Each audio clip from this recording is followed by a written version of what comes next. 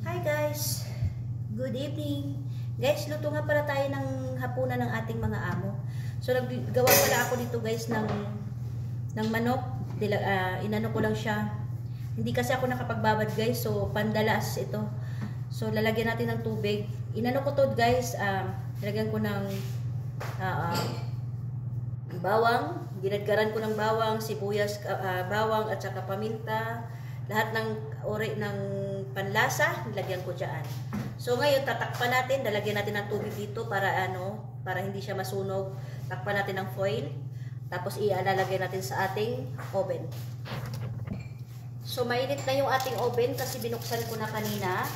So 150 degrees Celsius lang ang init. Tapos 2 hours siya guys, okay na. Tapos tanggalin natin yung foil.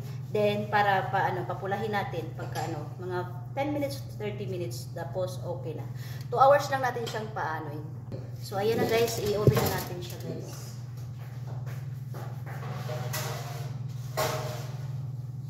Okay. Then, prepare tayo ng another para sa rice. So, next guys, ang sunod natin, gagawa tayo ng kanin ng driver. Pero yung kanin ng driver is isahan lang. Gagawin natin kapsa. So guys, meron ako ditong laham, karne. Ito yung karne ko is pinag-anoan ko ng shorba. So lagyan natin sibuyas, bawang sibuyas. Lagyan na rin natin ang karne natin.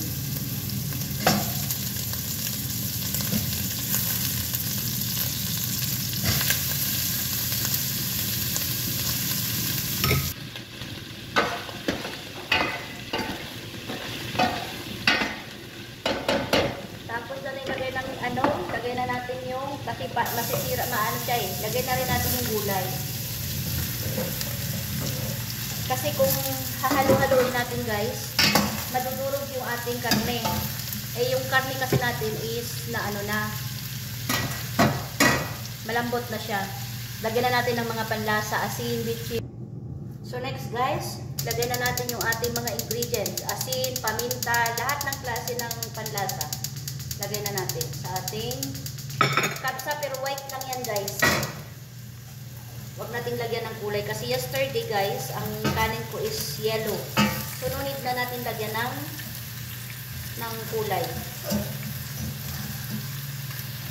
Tapos ihulog na rin natin ang ating bigas. Ang bigas nga pala dito guys is binababad sa mainit na tubig. So lagay na rin natin. Pinapaalsa dito, para humaba yung rice. So dito, ganon. Lagyan na natin ng mainit na tubig.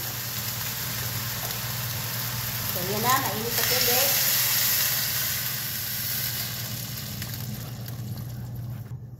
Lagyan pa natin ng kunting tubig. Oops.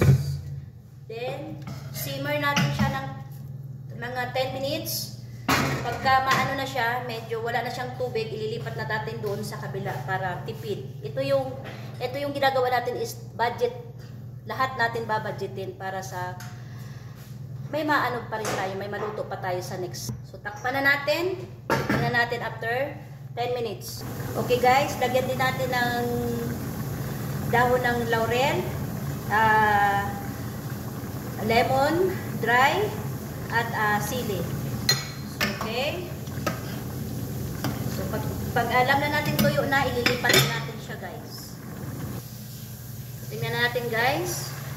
So, okay na to guys. Pwede na natin ilipat doon sa electric natin na stove. Kasi, sinasabi ko nga sa iyo, budget nga yung ating, lahat ng bagay ay babudgetin. Pati gas. Kasi dito gas. So, ililipat natin doon para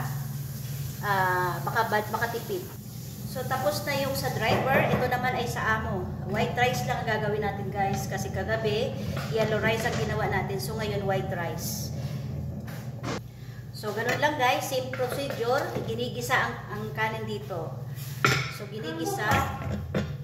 Lagyan natin ng mantika. Wahid. Konti. So, okay na guys, pwede na natin ilagay ang ating binabad na kanin. Yung bigas natin is nakababad na, tapos na nababad. At sinala na natin. So, pwede na natin isalin dito. Nakababad na yan siya, guys. At meron na rin akong tubig na naka-ready. Mainit na tubig para mabilisan. Ito ay panlasa. Lahat ng kinds ng panlasa na ay ganun. So, lagyan na natin ng mainit na tubig. Then, same processing lang din, guys. Kapag medyo tuyo na ang kanin dito, medyo wala na tubig. Ano na ang tubig, ililipat din natin ulit dun sa electric stove. Kasi para makatipid tayo sa gas. Kasi lahat ng bagay, guys, kailangan nating itipirin. Hindi porkit ang ating mga amo is may mapipera, nakakapagpasahod kung ganito ganon. Kailangan din natin budgetin kasi tayo ay nasa kusina. So, after 10 minutes, tingnan natin. So, guys, meron ako ditong butter. Hinati ko lang into 2. So, ang kalahati para sa kanin, ang kalahati para sa gulay. So, ganon. Habang inaantay natin na ang 10 minutes, after 10 minutes, ilalagay natin to. Lagyan natin ang butter. So, i-melted muna natin ang ating butter. So, after 10 minutes, okay na siya, guys. Tuyo na. Lagyan na natin ng butter. Itong butter, nilagyan ko to ng tubig. So, pag natuyo na siya, guys, ilipat natin siya doon sa isa. Ililipat natin doon sa ating electric stove. Okay na, guys. Pwede na itong ilipat natin sa electric stove. Sabi ko naman sa inyo, kailangan budget. So, next naman tayo, guys. Luluto tayo ng gulay. So, meron na ako naka-ready dito ng mga gulay. So, gagawin parang sapsoy lang, guys. So, ayan na. Sili, bell pepper, yellow and red. Tapos, ito na yung hindi na natin kailangan lagyan ng broccoli. So, gagamitin natin ng mantika ay hindi mantika ay olive oil para safety. Para hindi naman po always mantika. Olive oil. Lagyan na natin yung bawang. Pag golden brown ang bawang, lagyan na natin sibuyas, tapos kamatis. So guys, pwede na natin golden brown na yung ating bawang. Lagyan na natin ang sibuyas. Sibuyas. So ganyan na, guys, naghiwalay-hiwalay na yung ating sibuyas. Pwede na natin ihulog ang ating kamatis. Kamatis. Ganyan lang, guys, gisa-gisa lang. So okay na, guys, ihulog na natin ang medyo matigas na gulay. Yung mga matigas na gulay, ihulog na natin. Tulad nitong carrots at saka zucchini. At itong ating beans. So, yan. Yan ang magkasama kasi matigas sila, guys. So, gisa-gisa, halo-halo. So, guys, pwede na natin lagyan ng ingredients. Nandito na lahat ang ating mga ingredients. Asin, bitchin, paminta, at konting asukal para mag-blend yung lasa. Pwede na natin ihalo. So, guys, hulog na natin. Pwede na to, guys. Pwede na natin ihulog ang bell pepper. Mamaya na natin ihulog itong ating cabbage kasi madali lang ang cabbage So, ito na lang munang bell pepper. And then, guys, naghiwa din tayo ng ating fresh vegetables kasi ganun dito. Nilagyan ko na siya ng paminta at asin at lalagyan ko lang siya ng olive oil. So, olive oil lang, okay na. So, next, guys, ito na yung ating fresh vegetables. So, yan na. Nalagyan na natin ng lasa. Ngayon, guys, pwede na natin ihulog yung ating cabbage. Kasi medyo luto na rin yung ating mga matitigas na gulay. So, ang cabbage kasi is saglit lang siyang maluto. So, pag naluto ang cabbage, luto na rin yung lahat. So, okay na yan, guys. Lagyan na natin yung kalahating butter na inalagay natin sa kanin. Ito na ilalagay natin dito. So, mekos-mekos lang, guys. Mekos-mekos. So, guys, luto na yung ating white rice. Pwede na natin ilipat sa ating lagayan. Paglagay nga pala ng kanin, guys, gaganito na natin. Hindi natin pwedeng kasi madudurog yung rice. So, kailangan ibuhag-hag mo lang siya. Ganun lang, guys, oh. So, So dahil budget, ito ay sa katulong, ito ay sa mga sa amo. So ngayon guys, kamustahin natin ang ating manok.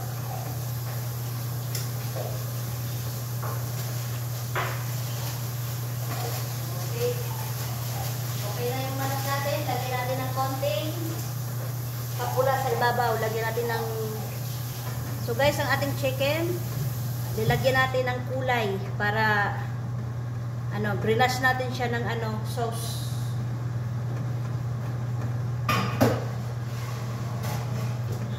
Kulahin lang natin ng konti, then patayin na natin ang apoy. So ang ating gulay guys, okay na to para hindi malata. Enough na.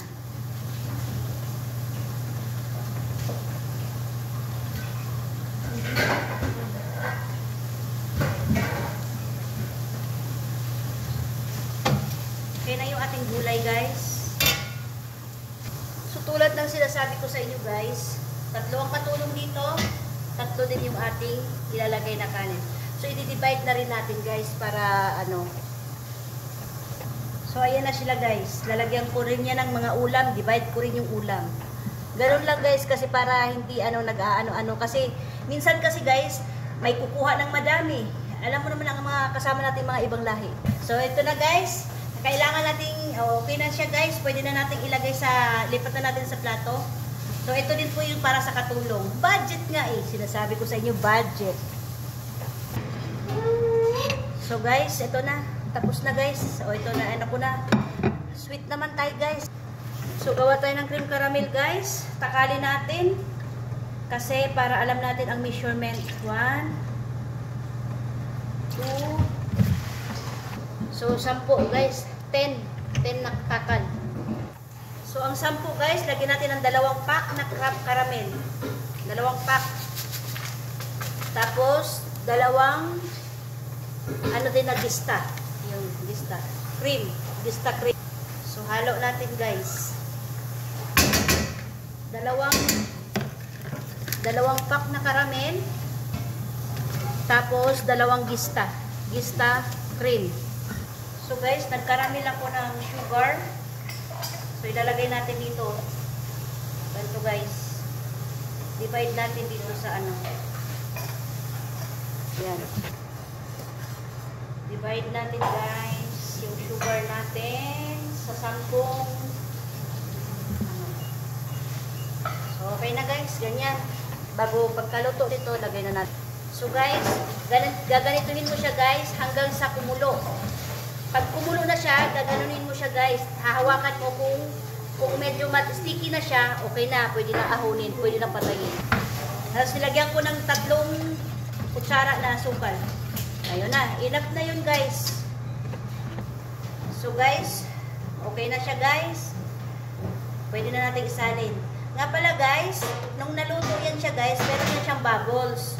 So dapat aalisin mo yung bubbles, aanin mo lang salaan.